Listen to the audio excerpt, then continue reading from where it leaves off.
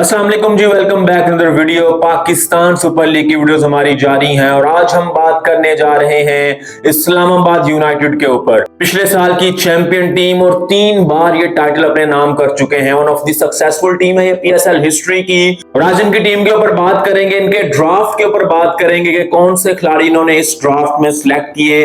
PSL 10 के लिए कौन सी इन्होंने टीम सिलेक्ट की, कौन से खिलाड़ी ये बेहतर सिलेक्ट कर सकते थे और कौन से इन्होंने अच्छी पिक्स की हैं, तमाम डिटेल्स आपके सामने रखेंगे। तो चलिए शुरू करते हैं। सबसे पहले बात करते हैं इनकी पिक्स के ऊपर जो इन्होंने प्लेटिनम में की।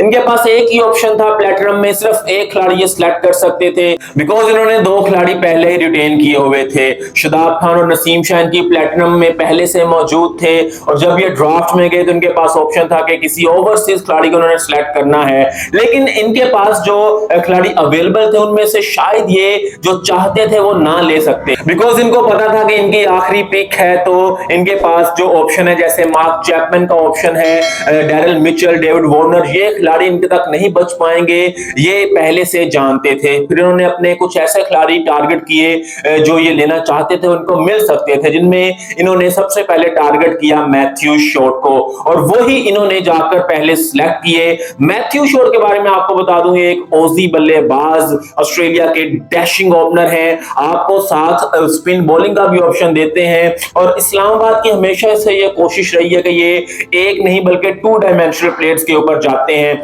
ऐसे प्लेयर्स जो आपको एक से ज्यादा चीजें करके दे सकते हो। इनकी टीम आप पूरी की पूरी उठाकर देखें तो आपको 90% ऐसे खिलाड़ी नजर आते हैं जो एक से ज्यादा चीजें करते हैं और इसी वजह से इन्होंने फिन एलन की बजाय मैथ्यू शॉट को सिलेक्ट किया बिकॉज फिन एलन का भी ऑप्शन इनके पास मौजूद था। जब इन्होंने इनको सिलेक्ट किया तो फिन एलन अभी मौजूद थे ड्राफ्ट में, लेकिन इन्होंने उनकी बजाय शॉट को सिलेक्ट किया और जब इनसे पूछा गया तो इन्होंने यही रीजन दी कि क्योंकि मैथ्यू शॉट आपको पावर प्ले में ऑफ स्पिन का भी ऑप्शन देते हैं और काफी टीमों के पास ओपनर लेफ्ट हैंडर बल्लेबाज होते हैं, तो ये इनके लिए बड़ा ही एक बेनिफिशियल मूव साबित हो सकता था मैथ्यू शॉट को पहले ओवर देने का। और उसके साथ साथ आपको उनकी बैटिंग पे तो कोई शक नहीं होना चाहिए बिकॉज अब ऑस्ट्रेलिया की एक परमानेंट टीम का ये हिस्सा है और अच्छी बल्लेबाजी करते हैं। फिन एलन भी बड़े जबरदस्त प्लेयर थे, लेकिन इन्होंने इनको सिलेक्ट किया और मेरे ख्याल से ये इनके लिए जबरदस्त फैसला साबित हो सकता है और मुझे भी यही लगता था कि ये मैथ्यू शॉट को ही सिलेक्ट करेंगे और यही हमें देखने को मिला ड्राफ्ट में। आप लोगों को ये पिक कैसी लगी है, आप अपनी राय का इजहार लाजमी करें, कमेंट बॉक्स में बताएं बिकॉज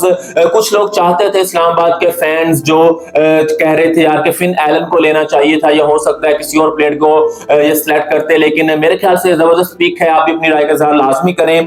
फिर चलिए बात करते हैं अब इनकी डायमंड में। डायमंड में भी इनके पास 2 प्लेयर पहले से मौजूद थे, एक इनको ओवरसीज यहां पर भी सिलेक्ट करना था and they went for Jason holder. अब जेसन होल्डर के ऊपर भी काफी लोगों की डिफरेंट राय हो सकती है। अगर मैं अपनी बात करूं तो मुझे जेसन होल्डर बड़े पसंद रहे हैं ओवर द पास्ट इयर्स, लेकिन यार अब इनकी जो क्रिकेट है, इनकी जो पीक है वो खत्म हो चुकी है। मेरे ख्याल से इनसे बेहतर पीक यहां पे कर सकते थे क्योंकि ना तो अब इनकी इतनी पेस रही है और इनको यहां पे बड़ी इनकी धुलाई होने वाली है। रावलपिंडी की पिचेस के ऊपर, पाकिस्तान की पिचेस के ऊपर ये कितने कारआमद साबित होंगे। अगर इनकी बॉलिंग को देखा जाए तो बिल्कुल इनकी अब पेस वैसी नहीं रही, हालांकि पहले भी इतने कोई पेस ही नहीं थे, लेकिन अब वैसे ही इनकी पेस काफी कम हो चुकी है। हाँ, बैटिंग में आपको एज दे सकते हैं क्योंकि बैटिंग ये कहीं भी कर सकते हैं, अच्छे बल्लेबाज हैं, लेकिन बॉलिंग अगर आप देखें तो बॉलिंग इनकी बिल्कुल फजूल है। लेकिन इस्लामाबाद की एक अच्छी चीज है बिकॉज इनके पास ऑप्शन काफी ज्यादा है, दे हैव मेनी ऑप्शन, तो ये इनको हो सकता है पूरे ओवर्स कभी भी ना करवाएं, 1-2 ओवर ऊपर से पावर प्ले में इनको दें, बाद में इनको यूज ना करें, तो ये एक स्ट्रेटजी वो अपना सकते हैं। फहीम अशरफ इनके पास हुआ करते थे पहले, उनकी एक तरह की ये रिप्लेसमेंट है फहीम अशरफ की बिकॉज वो भी ऑलराउंडर थे, इन्होंने इनको एज ऑलराउंडर के तौर पर सिलेक्ट किया है, लेकिन मुझे लगता है कि यार ये थोड़ी सी वीक पिक आप इनको कह सकते हैं बिकॉज यहाँ पे आप अच्छा खिलाड़ी, एक बेहतर खिलाड़ी और सिलेक्ट कर सकते थे। लेकिन इस्लामाबाद एक ऐसी टीम जो कभी भी कुछ सोचे समझे बगैर कोई फैसला नहीं करते, बड़े ये स्ट्रेटजिकल डिसीजन करते हैं और मेरे ख्याल से इनके पीछे भी इनकी कोई ना कोई लॉजिक इनके बिहाइंड लाजमी होगी और मेरे ख्याल से ये हमें लाजमी गलत साबित करेंगे। लेकिन अगर मैं आपको अपना पर्सनल व्यू दूं तो मुझे इतनी अच्छी पिक नहीं लगी। आपको ये पिक कैसे लगी, आप अपनी राय लाजमी बताएं। फिर अगर हम बात करें इनकी गोल्ड में इन्होंने जाकर फिर एक पिक करनी थी, वो भी फॉरेन प्लेयर इन्होंने सिलेक्ट करना था और यहाँ पे इन्होंने डोशियस को सिलेक्ट किया है। बेन डोशियस ऑस्ट्रेलिया के लेफ्ट आर्म फास्ट बॉलर हैं और बैटिंग भी कुछ कर लेते लेते हैं, लेकिन अगर मैं बात करूं तो ये पिक भी मुझे यार कोई इतनी पसंद नहीं आई। ये दो पिक्स थी ना, यहाँ पे मुझे इनकी रिजर्वेशंस थी जेसन होल्डर और बेन डोशियस के ऊपर।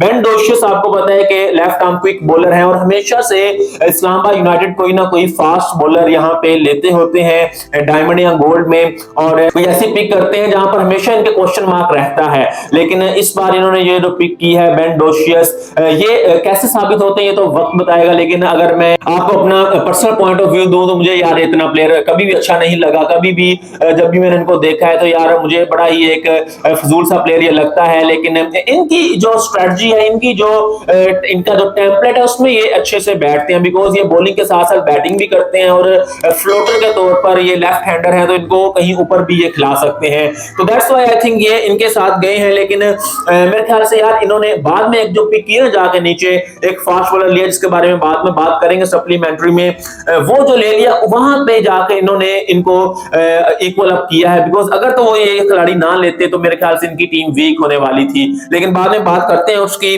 फिर इन्होंने जाकर यार सिल्वर में खिलाड़ी सिलेक्ट किए हैं। उनमें सबसे पहले इन्होंने एंड्रियस गोस, अमेरिका के ये प्लेयर हैं, यूएसए के, जो पाकिस्तान के खिलाफ भी खेली थी टीम, आपको याद होगा वर्ल्ड कप में इन्होंने पाकिस्तान की अच्छी धुलाई की थी, हम कैसे वो मैच भूल सकते हैं।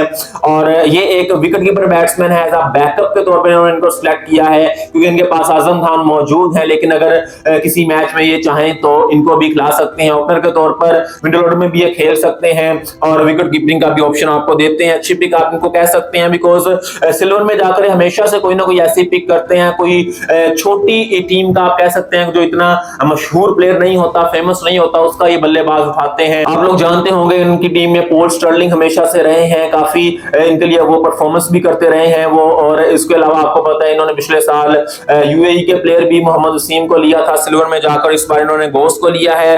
फिर इन्होंने मोहम्मद नवाज को सिलेक्ट किया। मोहम्मद नवाज पिछले कुछ सालों से एज अ प्लेटिनम प्लेयर खेलते रहे हैं और हमेशा से पीएसएल के one of the top performer रहे हैं, लेकिन पिछले कुछ सालों से उनकी परफॉर्मेंस काफी नीचे गई, पाकिस्तान टीम से भी ड्रॉप हो गए। लास्ट ईयर कोयटा ने भी उनको छोड़ दिया, कराची में गए, कराची की टीम से भी बिल्कुल परफॉर्म ना कर सके और इस बार कराची ने भी उनको फारिग कर दिया था, रिलीज कर दिया था, कोई भी टीम उनको सिलेक्ट नहीं कर पा रही थी। और सिल्वर में जाकर इन्होंने इस्लामाबाद ने अपनी टीम में इनको सिलेक्ट किया है। सिल्वर में आपको अगर पाकिस्तानी लोकल प्लेयर कोई ऑलराउंडर मिलता है तो आप उसको अपनी टीम में लाजमी रखना चाहेंगे और मेरे ख्याल से इनकी परफॉर्मेंस को देखते हुए सिल्वर में ही इनका बनता था, बिकॉज इनकी परफॉर्मेंसेस पिछले कुछ अरसे से अच्छी नहीं है। सो आई थिंक ये सिल्वर में इनकी अच्छी पिक है, ये इनको कहीं भी ऊपर यूटिलाइज कर सकते हैं। मे बी इनको इतने ज्यादा मैचेस ना दे, बिकॉज इमाद वसीम इनके पास पहले से मौजूद है। हाँ, अगर कभी इमाद को रेस्ट देकर इनको खिलाना चाहें तो खिला सकते हैं, अच्छी ऑप्शन आपको ये दे देंगे। फिर जो इन्होंने सिल्वर में पिक किया है वो सबसे बेहतरीन पिक मुझे नजर आई, बिकॉज इन्होंने सिलेक्ट किए हैं सलमान इरशाद। सलमान इरशाद पिछले कुछ सालों से पेशावर ज़ल्मी की टीम का हिस्सा थे और पेशावर ज़ल्मी से बड़ा ही अच्छा परफॉर्म करते आए हैं। लीग्स भी काफी ऑल अराउंड द वर्ल्ड खेलते हैं, स्लिंगी एक्शन है, यॉर्कर अच्छे करते हैं, डेथ बॉलिंग स्पेशलिस्ट है और मेरे ख्याल से one of the best pick इन्होंने ये की है सिल्वर में, क्योंकि काफी टीमों की नजर थी इनके ऊपर और इन्होंने बाजी मारी और इनको ये सिलेक्ट करके ले गए। क्योंकि इस्लामाबाद का हमेशा से जो इशू रहा है वो बॉलिंग का रहा है। जब ये मार खाते हैं बॉलिंग से खाते हैं, डेथ बॉलिंग इनके पास होती नहीं है। पिछले साल इन्होंने नसीम शाह को लेकर आए, नसीम शाह के आने से इनकी टीम में काफी फर्क आया, इन्होंने टाइटल जीता और इस बार इन्होंने सलमान इरशाद एक और अच्छे फास्ट वर्ल्ड कप में टीम का हिस्सा बनाया है, जो कि मेरे ख्याल से one of the best pick आप कह सकते हैं इनकी। फिर इमर्जिंग की अगर मैं बात करूं तो इमर्जिंग में इन्होंने दोबारा जाकर सिलेक्ट किया हुनैन शाह को। पिछले साल इनके लिए एज इमर्जिंग प्लेयर खेलते आए थे और आपको याद होगा फाइनल जो विनिंग शॉट थी वो भी इन्होंने खेली थी और अच्छा इनका पीएसएल रहा था। इस बार इन्होंने इनको रिटेन करना चाहते थे, लेकिन इनको पता था कि हमारी पिक है, इनके ऊपर ये वाइल्ड कार्ड भी कर सकते थे और इन्होंने इनको दोबारा सिलेक्ट कर लिया। फिर साद मसूद, ये जो प्लेयर है ये लेग स्पिनर है और बैटिंग भी कर सकते हैं, जबरदस्त फील्डर भी हैं, 3 डायमेंशनल प्लेयर है। मैंने आपको बताया ना कि इनकी टीम का फोकस होता है कि ये 2 और 3 डायमेंशनल प्लेयर्स को अपनी टीम का हिस्सा बनाएं, तो इन्होंने इसी चीज को देखते हुए साद मसूद को अपनी टीम में रखा है। लेग स्पिन बॉलर हैं, आपको शादाब खान की याद लाजमी ये दिलाएंगे, जब नए नए शादाब आए थे उनकी तरह के ये प्लेयर हैं, बैटिंग भी करते हैं, एनर्जेटिक है, फील्डिंग में आपको जबरदस्त नजर आएंगे। तो लेट्स सी कि ये कैसा परफॉर्म करते हैं। हुनैन और साद मसूद में से कोई एक खेलेगा और मेरे ख्याल से हुनैन के साथ ये स्टार्ट करेंगे। हाँ, ये जाकर आगे फिर साद मसूद को भी खिला सकते हैं। फिर जो इन्होंने सप्लीमेंट्री में 2 पिक्स किए ना यार, वो one of the best picks हैं इनकी। दोनों प्लेयर्स धड़ल्लेदार प्लेयर इन्होंने सेलेक्ट किए हैं। सबसे पहले अगर मैं बात करूं, इन्होंने वनडे डूसन को यार अपनी टीम में सेलेक्ट कर लिया। सप्लीमेंट्री में जाकर मैं हैरान था यार कि किसी और टीम ने रस्सी वनडे डूसन जैसे प्लेयर को कहीं ऊपर नहीं उठाया, और सप्लीमेंट्री में जाकर इन्होंने इनको सेलेक्ट किया और इन्होंने अपनी ओपनिंग बल्लेबाजी यार बहुत ही स्ट्रॉन्ग कर ली है। बिकॉज अगर मैं देखूं, इनके पास ओपनिंग बल्लेबाज जो थे वो एलेक्स हेल्स टाइम मौजूद नहीं थे इस बार, और इन्होंने रस्सी वनडे डूसन को सिलेक्ट किया है, और ये मेरे ख्याल से बड़ा ही एक जबरदस्त ऑप्शन इनको देंगे। मैथ्यू शॉर्ट के साथ अगर रस्सी वनडे डूसन आएंगे तो one of the most dangerous आपको ओपनिंग बल्लेबाजी नजर आएगी, और मेरे ख्याल से यार ये बड़ी एक अच्छी पिक इन्होंने की है। और दूसरी पिक की अगर मैं बात करूं, रायली मेरिडिथ एक तेज तरीन बॉलर, जिसकी मैं पहले बात कर रहा था यार कि बेन डोशियस जो इन्होंने सेलेक्ट किए, वहां पर ये इनको सेलेक्ट कर सकते थे, लेकिन अगर आपने यहां पे इनको सेलेक्ट किया तो मेरे ख्याल से अब आपको बेन डोशियस जैसे प्लेयर को या होल्डर जैसे प्लेयर दोनों को इकट्ठे खिलाने की जरूरत नहीं होगी। आप मेरिडिथ को खिलाएंगे 145 प्लस, ये बॉलिंग करते हैं, तेज क्विक बॉलर हैं, डेथ बॉलिंग बड़ी अच्छी करते हैं, न्यू बॉल से बड़ी अच्छी लाइन लेंथ पे ये बॉलिंग करते हैं, हिट द डेक वाले बॉलर हैं, और एक अच्छी पिक आपको फिर यहाँ पे जो आपने 2 ऑलराउंडर लिए उनकी उन दोनों को खिलाने की जरूरत नहीं पड़ेगी, किसी एक के साथ आप जाएंगे और फिर आप यहाँ पे मेरिडिथ को खिला सकेंगे। तो मेरे ख्याल से यार ये इन्होंने बड़ी अच्छी पिक किया। ओवरऑल अगर देखा जाए तो इनकी पिक तमाम पिक्स बड़ी अच्छी हैं, सिर्फ 1-2 की बजाय जो मैंने आपको बात की होल्डर और डोशियस के ऊपर मुझे काफी रिजर्वेशंस थी, वहां पे ये कुछ अच्छे प्लेयर्स और मजीद सेलेक्ट कर सकते थे, लेकिन अगर मैं देखूं तो ओवरऑल इनकी टीम बड़ी अच्छी है, और इस बार भी ये मुझे टीम काफी अच्छा करती हुई नजर आ रही है। आप भी अपनी राय का इजहार लाजमी करें, कमेंट बॉक्स में बताएं कि आपको इस बार इस्लामाबाद की टीम कैसी लग रही है, आपको इनकी पिक्स कैसी लगी, इनका ड्राफ्ट कैसा लगा, और ये कहां पे फिनिश करेंगी, और इनकी सबसे बेहतरीन पिक कौन सी है, आपकी पसंदीदा पिक कौन सी है, और कौन से खिलाड़ी इनको सेलेक्ट करने चाहिए थे जो इन्होंने नहीं किए। तमाम डिटेल्स आप अपने कमेंट बॉक्स में की सूरत में बता सकते हैं। आज के लिए बस इतना ही, जल्दी आपके साथ एक और नई मुलाकात होगी, तब तक के लिए इजाजत दीजिए और अपना बहुत ख्याल रखिए। अल्लाह हाफिज।